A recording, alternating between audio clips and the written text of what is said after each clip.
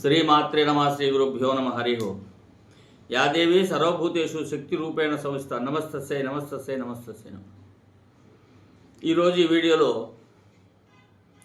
2025-26లో సంభవించబోవు చంద్రగ్రహణం, రెండవ చంద్రగ్రహణం గురించి తెలుసుకుందాం.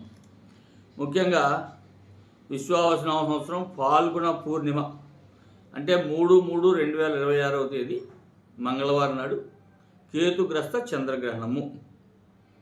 ఇది పుబ్బా నక్షత్రం సింహరాశిలో సంభవిస్తోంది. ఈ గ్రహణం యొక్క వివరం ఏమిటంటే, గ్రహణ స్పర్శకాలం మధ్యాహ్నం 3:20 గ్రహణ స్పర్శ, ఉన్మేళన కాలం సాయంత్రం 4:30, గ్రహణ మధ్యకాలం సాయంత్రం 5:03, నిమీలన కాలం సాయంత్రం 5:32, గ్రహణ మోక్షకాలం రాత్రి 6:47, గ్రహణ ఆద్యంత పుణ్యకాలం 3:27. అయితే ఇది ఎక్కువ సమయం పగల సమయంలో ఉండటం వల్ల ఈ చంద్రగ్రహణం మనకి చాలా స్వల్పంగా మాత్రమే కనబడుతుంది. ఒక 27 నిమిషాలు మాత్రమే కనబడుతుంది.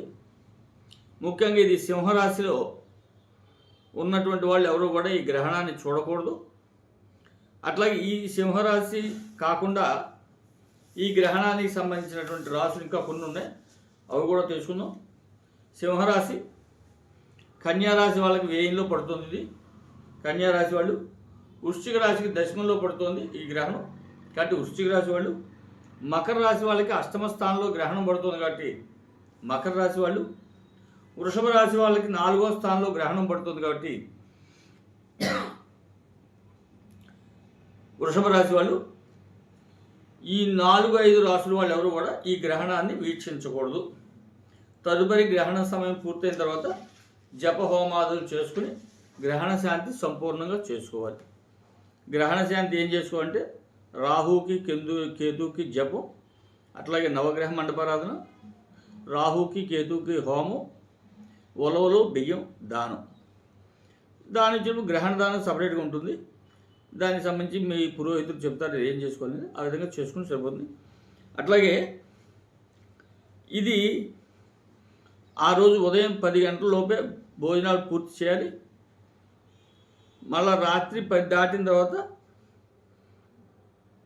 గ్రహణం అంతా అయిపోయిన తర్వాత శుభ్రం చేసుకుని అప్పుడు భోజనాలు చేయొచ్చు. ఆబ్దికాలు పెట్టవలసినటువంటి వాళ్ళు ఆ రోజు ఉపవాసం ఉండి మరుసటి రోజు చేసుకోవాలి. అట్లాగే ఆ రోజు దేవాలయాలను కూడా ఉదయం 10 గంటలకు మూసేసి రాత్రి 8 గంటలకే తీస్తారు. ఇదే నియమం ఉంటుంది. అట్లాగే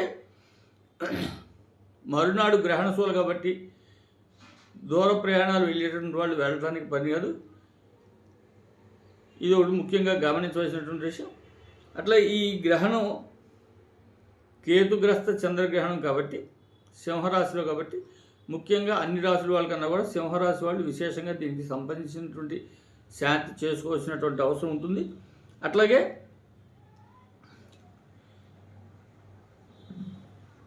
ఈ యొక్క రాశి వాళ్ళు ఏదైతే ఇందాక మనం చెప్పుకున్నటువంటి రాశులు ఉన్నాయో ఇవన్నీ కూడా ఈ గ్రహణ శాంతి సంపూర్ణంగా చేసుకుని ఆయురారోగ్యాలను పొందాల్సి ఉంటుంది. ఈ గ్రహణానికి సంబంధించినంత వరకు ఏవైతే ఇందాక మనం రాశులు చెప్పుకున్నాం, సింహం, కన్య, వృషభం, మకరం, వృశ్చికం రాశులు చెప్పుకున్నాం, వీళ్ళంతా కూడా ఖచ్చితంగా ఈ యొక్క నియమాన్ని పాటించాల్సి ఉంటుంది. అట్లాగే ఈ గ్రహణానికి సంబంధించి ఇంకా వివరాలు ఏమైనా కావాల్సి వస్తే నా మొబైల్ నెంబర్ని కాంటాక్ట్ చేయొచ్చు, మీకు పూర్తి వివరాలు ఇవ్వబడతాయి. హరి ఓం తత్సత్.